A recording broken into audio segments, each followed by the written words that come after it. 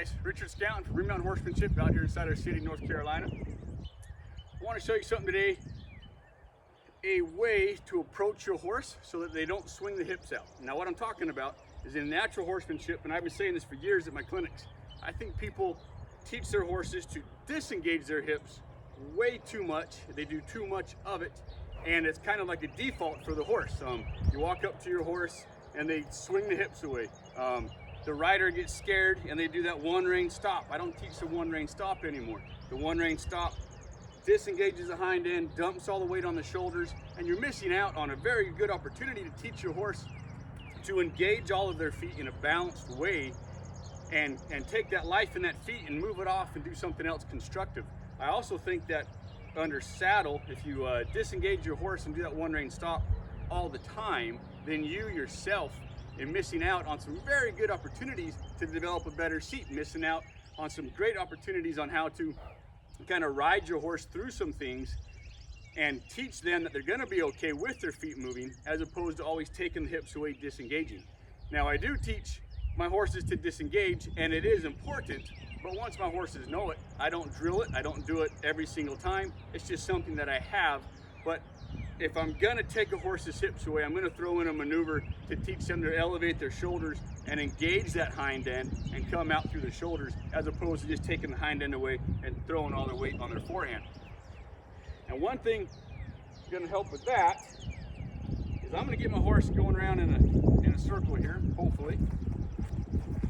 Now a lot of times, and I see this a lot in the natural horsemanship world, people walk up to their horses and their horses disengage their hips. They take their hips away. So the horse is always thinking stop, turn, face, and wait. And there is a time for that. But I would also like my horses to get walking around me here.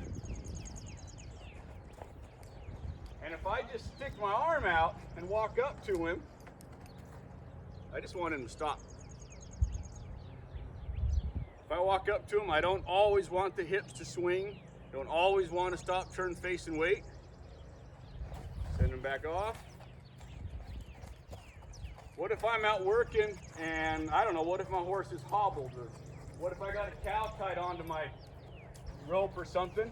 My horse starts moving away, I can just reach my hand up there.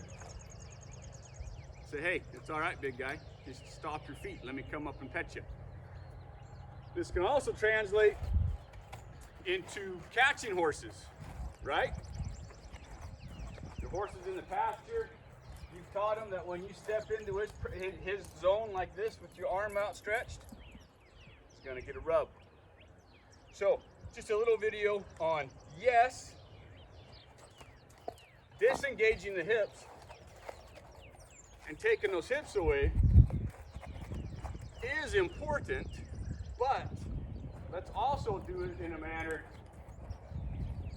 we can just walk up to them and they stop.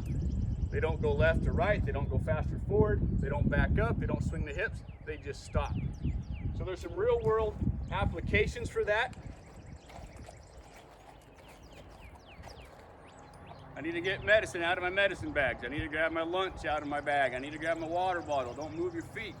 You got a kid riding your horse, or maybe you're in a therapeutic riding program and you want that horse to be very still and balanced. Well, if you walk up to them and they swing those hips or they jump left or right, that kid or that individual that's in your, I'll move his shoulders. That kid that's riding, or that individual in your therapeutic riding program, might get scared or unseated because that horse moved. So just teach them, walk up to them. All right, buddy.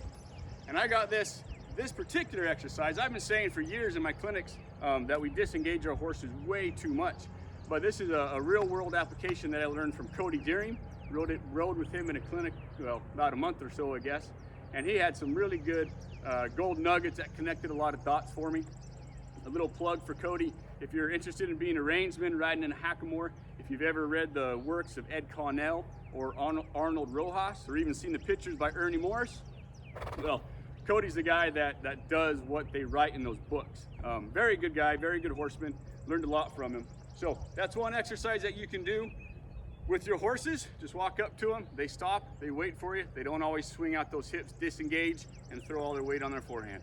So thanks for watching. Catch you next time, guys.